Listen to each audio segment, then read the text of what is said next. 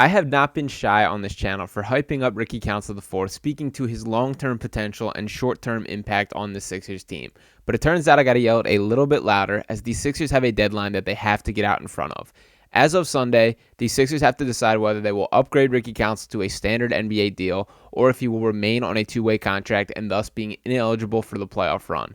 Now, this conversation surrounding Ricky Council IV was shifted in my mind. For a good portion of the season, as I was hyping up that this is the right decision to make to sign him to a long-term contract, that was spoken mostly out of the belief that when you look forward a few years, this could be a contract that ages very well, that you can get him on a tremendous value deal. Well, now I'm more looking at it as the Sixers cannot afford not to have this guy as an option come playoff time. He's become too important to this team as a player off the bench, a guy who was the second player called off the bench in last night's victory, a guy that has played in some significant closing lineups, just like last week against the San Antonio Spurs in that double overtime lineup, which they do not win the game without him, making some crucial plays down the stretch, an and-one finish, an impressive, ridiculous pass to Nico Batum. He is a guy that has risen up and seized every opportunity that he has gotten.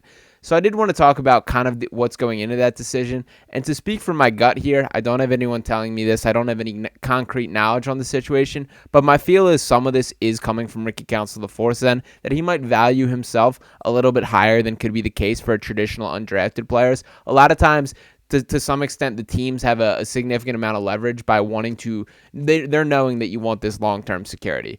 I don't know if Ricky Council feels quite that way, that he does seem like a bet on himself kind of guy, and for good reason, that he has the talent, he has the ability, and is proving it with his production.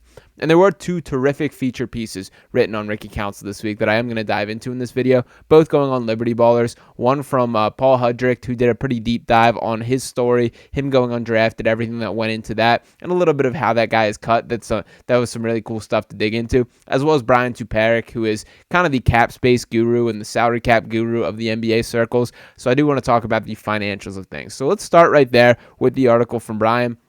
And I did want to pull up this here. And just a reminder, the Sixers have already upgraded Jeff Doughton Jr., his two-way contract, to a standard NBA deal.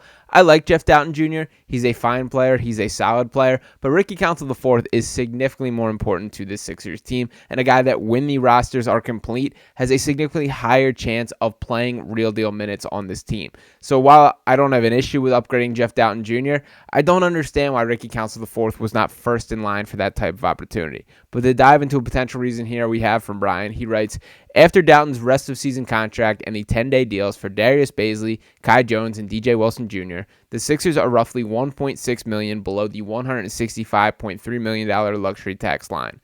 Buddy Hield has roughly $1.1 million in unlikely to be earned incentives in his contract that the Sixers need to account for as well.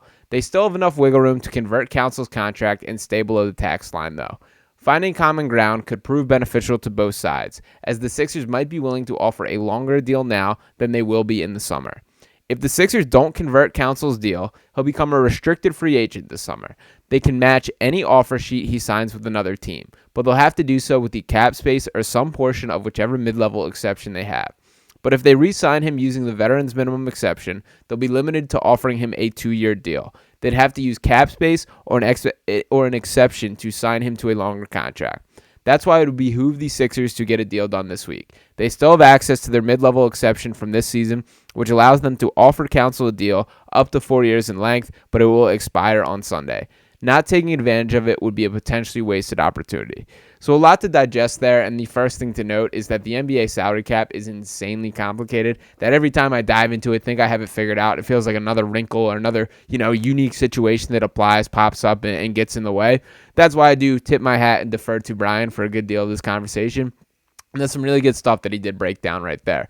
Now, the biggest point in that being, and one of the reasons that I think the Sixers have not been overly aggressive in pursuing it, is that Council will be a restricted free agent. That means the Sixers will be in a position to match any offer that comes him way and thus keep him with the Sixers. So there is a little bit of comfortability by allowing him to get to the offseason at that stage. But as I mentioned, the goalposts have moved. That this is more about having this guy eligible for the playoff run, because he absolutely can go on a stretch that could turn the tides of a playoff game. He's proven that ability in various games, and I don't see that changing when it gets to a higher level.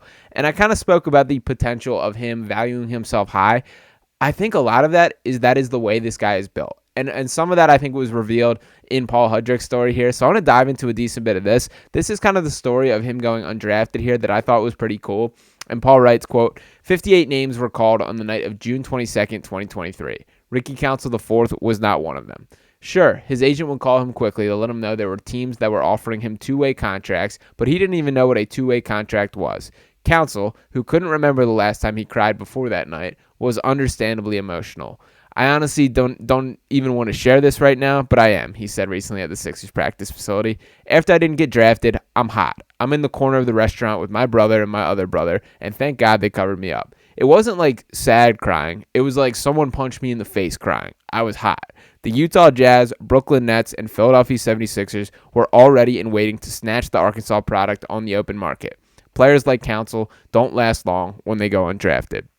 So we know the Sixers did not have any draft picks in the previous draft, so they were an active team immediately following the draft's conclusion. They snatched up both Ricky Council IV and Terquavion Smith, and neither of those guys were players that were expected to go undrafted. Frankly, I thought Terquavion was a first-round pick. He certainly would have been if he had entered the season prior, had a little bit of a disappointing season, and Ricky Council IV had a more unique path. Then to pull up his college stats, just kind of look at this here, spent 2 years at Wichita State, in which he was really solid before transferring to Arkansas, averaging 16.1 points, 2.3 assists, 3.6 rebounds, and 1.1 steals per game in his final season. And that was on an Arkansas team with three other players that did get drafted. Ricky Council IV was the leading scorer on that team, the guy that was the go-to get-a-bucket player in crunch time, and he did not hear his name called. And those three other players being Anthony Black, who was the 6th overall pick in the draft, Nick Smith, who went 27 to the Charlotte Hornets, and then Jordan Walsh, who went in the second round to the Celtics, who's a player I like quite a bit, and I do think is going to be very good in a couple years. But Ricky Council is also a guy I think is going to be very good. And it isn't just Ricky Council that has this confidence in himself. It's rubbing off on other players. And to take a look at what Tyrese Maxey recently said, quote, after every shoot around, I make him shoot threes with me because if he gets that down, especially like corner threes, he can be a special player in this league. Tyrese Maxey on Ricky Council IV. And Ricky, as I mentioned, not shy for confidence whatsoever. This quote especially stood out to me.